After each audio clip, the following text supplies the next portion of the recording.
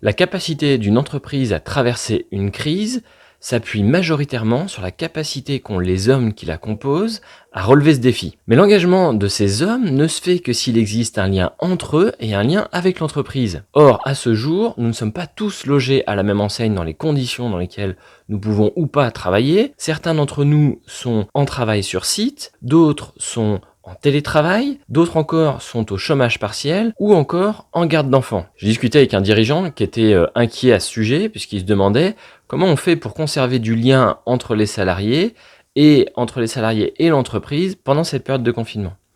Alors si vous aussi vous vous posez la question, j'ai peut-être quelque chose pour vous.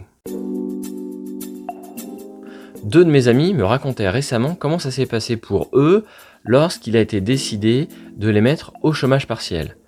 L'un d'entre eux me disait qu'il a été informé par le biais du compte-rendu du CSE qu'il allait être au chômage partiel le lundi qui suivait. Et l'autre m'a dit « J'ai reçu un appel de mon responsable hiérarchique alors que je télétravaillais à la maison qui m'a demandé d'arrêter de travailler puisque j'étais mis au chômage partiel depuis la veille au matin. » Dans ces 2 cas, il n'y a pas eu de sens qui a été donné sur la mise au chômage partiel. Et je trouve ça dommage, puisque les salariés font partie d'une communauté qui est l'entreprise, et on sait que l'appartenance à une communauté fait partie des besoins primaires des individus. À l'époque où nous étions des primates, c'était même synonyme de survie. L'exclusion du groupe était synonyme de mort. Certains collaborateurs peuvent se sentir exclus, voire vivre ça comme un abandon de la part de l'entreprise. D'autres encore peuvent nourrir un sentiment d'injustice ou de frustration de ne pas pouvoir venir travailler. Je sais par ailleurs que lorsqu'on est dirigeant ou manager et qu'on est face à des enjeux sanitaires aussi forts que ceux qu'on est en train de connaître, on règle de façon la moins imparfaite possible la situation dans l'urgence. Ceci étant, quelle que soit la façon dont ça s'est passé, le passage au confinement, je vous propose 3 processus qui permettent de garder du lien aujourd'hui, pendant cette période qui risque de durer encore quelques semaines, et qui vous permettront de conserver du lien entre les salariés et des salariés avec l'entreprise. Ces 3 processus, ils peuvent se cumuler ou être mis en place séparément. À vous de voir celui ou ceux qui font le plus de sens chez vous. Ils devront être adaptés évidemment en fonction de votre activité et de votre entreprise, puisque je les ai fait le plus précis possible et en même temps le plus générique possible pour qu'ils s'adressent au plus grand nombre. À vous de voir en fonction de ce qui fait sens pour vous. Allons-y. Les rendez-vous du manager avec leur manager doivent avoir lieu. J'insiste sur ce point, c'est important puisqu'ils servent de repère pour les managers. Bien sûr, je parle des rendez-vous avec les personnes qui travaillent soit sur site, soit en télétravail. Les personnes qui sont en chômage ou en garde d'enfants ne sont pas concernées par ce que je suis en train de dire. Les rendez-vous managers sont souvent ritualisés et si c'est pas le cas, je vous invite à le faire. Ça donne des repères avec vos managers. En ce qui concerne la fréquence des rendez-vous, j'ai une réponse qui va être assez claire sur est-ce qu'il faut augmenter la fréquence, diminuer la fréquence, parce qu'ils sont en télétravail, parce qu'il y a des dispositions particulières. Eh bien, ma réponse est simple, posez-leur la question. Évitez de présupposer pour votre manager ce dont il a besoin. C'est une erreur que font souvent les managers. Avec beaucoup de bienveillance, ils cherchent à s'adapter au mieux aux besoins de leur manager en présupposant parce qu'ils les connaissent, parce qu'ils connaissent l'entreprise ou parce qu'eux-mêmes auraient besoin de ça. Donc ils s'imaginent que ce serait le cas aussi pour leur manager. Eh bien, il faut savoir que personne n'est plus à même que soi à savoir quel est son propre besoin. Donc le plus simple, c'est d'aider votre manager à vous dire de quoi il a besoin en termes de fréquence de rendez-vous. Évitez les stéréotypes sous forme de critères par exemple. J'ai récemment lu, si vos managers sont plus jeunes, il vaut mieux les voir plus souvent, et s'ils sont plus vieux, il vaut mieux les voir moins souvent. C'est évidemment une erreur, posez-leur la question, vous avez des personnes jeunes qui sont avec un fort niveau d'autonomie, et donc qui ont moins besoin de rendez-vous, et des personnes qui sont plus âgées, qui ont besoin davantage de rendez-vous sur une période donnée. Donc ça n'est absolument pas un critère, j'insiste sur le fait qu'il vaut mieux aider votre manager à savoir qu'est-ce qu'il a besoin en termes de fréquence pour les rendez-vous. Je vous propose par exemple de commencer vos rendez-vous par « Que s'est-il passé pour toi depuis notre dernier rendez-vous ? Comment te sens-tu ici et maintenant ? As-tu des besoins particuliers à cette période ? Quelles sont tes attentes pour notre rendez-vous ? Et de quelle manière souhaites-tu y contribuer ? Et ensuite, je vous invite, avant de terminer le rendez-vous, à questionner Reste-t-il des choses que tu aurais aimé exprimer et qui n'auraient pas été?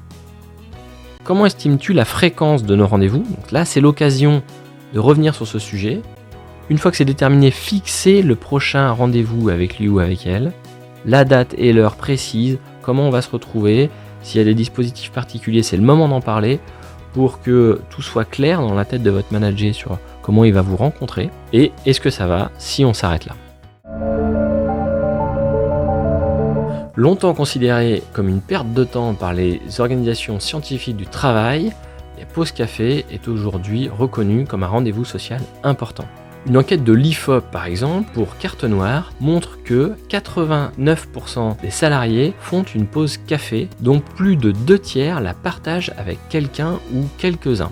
Et 67% d'entre eux considèrent qu'elle est indispensable pour s'intégrer à une équipe. Et ces chiffres-là sont intéressants quand on prend en compte que dans cette même enquête, ils ont interrogé les personnes qui sont en déplacement ou en télétravail et seulement 18% d'entre eux font systématiquement une pause café. On voit bien donc que dans les dispositifs de télétravail, on a un effet connexe à ça, qui est le fait de se déconnecter de rendez-vous sociaux qui sont importants dans le lien que peut faire le salarié avec ses autres collègues, son responsable, et les autres salariés de l'entreprise d'une façon générale. Bref, vous l'avez compris, la pause café a son importance sociale et les conditions d'aujourd'hui ne permettent pas de pouvoir avoir ce moment de partage entre collègues. Eh bien moi je vous propose tout simplement de créer dans votre entreprise des salles de pause virtuelles dans lesquelles vos salariés pourront se retrouver pour faire une pause comme si ils le faisaient au sein de votre entreprise. Et pourquoi pas dans certains cas mettre à disposition un poste dans la salle de pause pour les gens qui travaillent encore sur site quand c'est le cas et qui puissent rencontrer sur la base de rendez-vous café d'autres collègues qui seraient chez eux.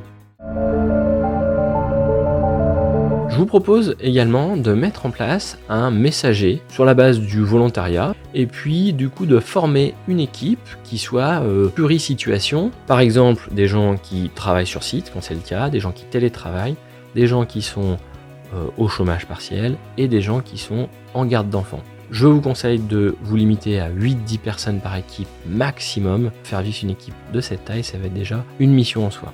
Le messager a pour lui à sa disposition 4 questions qui sont: comment te sens-tu? Comment vis-tu le confinement depuis qu'on s'est parlé la dernière fois? Qu'as-tu envie de partager avec tes collègues? Quels besoins as-tu à leur niveau? Et sa mission, ça va être de faire la récolte de ces informations et la diffusion auprès des collègues de son équipe et auprès du reste de l'entreprise. Je vais prendre un exemple. Imaginons que Martine s'est portée volontaire pour être messagère du lien et que vous avez formé une équipe qui soit composée de 4 personnes. Jean-Luc travaillant sur site, Sandrine télétravail, Sophie, elle, est au chômage et Paul garde ses enfants. Eh bien, Martine ira voir Jean-Luc en lui posant les fameuses questions: comment te sens-tu? Comment vis-tu le confinement depuis qu'on s'est parlé la dernière fois? Et les 2 dernières sont d'une autre couleur, puisque qu'as-tu envie de partager avec tes collègues et quels sont les besoins à leur niveau? Ce sont les questions pour lesquelles elle va garder les réponses et les consigner dans un document qui servira ensuite. Ensuite, elle s'adressera par exemple à Sandrine, à qui elle posera les 4 questions. Et elle donnera le retour de Jean-Luc en disant: Jean-Luc a envie de partager avec toi qu'il est à l'atelier et qu'il trouve l'atelier bien vide en ce moment et qu'il a bien hâte que vous reveniez tous. Et ses besoins en ce moment, ce serait de savoir un peu comment ça se passe pour vous. Martine, évidemment, dans les conversations, aura l'occasion de donner ses propres messages au fur et à mesure des entretiens qu'elle peut avoir. Et ensuite, elle ira voir Sophie et lui rapportera les propos de Sandrine et de Jean-Luc sur les questions en vert et récoltera à nouveau les réponses, etc. jusqu'à Paul. Et elle complétera avec ses réponses à elle dans le document sur ce qu'elle a envie de partager avec ses collègues et les besoins qu'elle peut avoir à leur niveau. Et je propose que ce document-là soit diffusé aux autres équipes, le cas échéant dans l'entreprise, pour que chacun ait les nouvelles de tout le monde. La semaine suivante, eh bien, Martine donnera qu'elle a récolté oralement. Même si le document a été diffusé, c'est important que Jean-Luc ait aussi ce retour oral, afin que dans l'équipe, il soit considéré à parité avec les autres. Et puis, idem pour évidemment l'ensemble des personnes de l'équipe. Plusieurs choses pour Martine à savoir, c'est qu'il est important que Martine conserve la parole individuelle pour chacun de ses collègues. Surtout pas de regrouper les messages, ce qui casse complètement l'intérêt de ce messager. Également, j'invite Martine à relire les notes qu'elle a prises auprès de Jean-Luc avant de conclure son entretien. en disant voilà Jean-Luc, j'ai écrit concernant ton message ça, et concernant tes besoins ça, es-tu ok que je partage ça? Voilà, c'est important pour vérifier qu'elle a bien compris le message et que Jean-Luc sera ok sur la parole qui sera reportée de lui. Si ces processus vous plaisent, je vous ai préparé un document que je peux vous envoyer par mail. Je vous ai mis un lien, vous n'avez qu'à cliquer, vous mettez votre adresse et je vous l'envoie. Si vous avez trouvé cette vidéo utile ou intéressante, n'hésitez pas à mettre un like. N'hésitez pas non plus à vous abonner à la chaîne et à activer la petite cloche, vous serez notifié de la sortie de la prochaine vidéo. Si vous pensez à une connaissance de votre réseau qui pourrait être intéressée, n'hésitez pas à lui partager cette vidéo. Et si vous avez des thèmes que vous souhaiteriez voir abordés dans une vidéo, laissez-les moi en commentaire et je verrai de quelle façon je peux les traiter. D'ici là, prenez soin de vous, prenez soin de vos proches et je vous dis à bientôt pour une prochaine vidéo.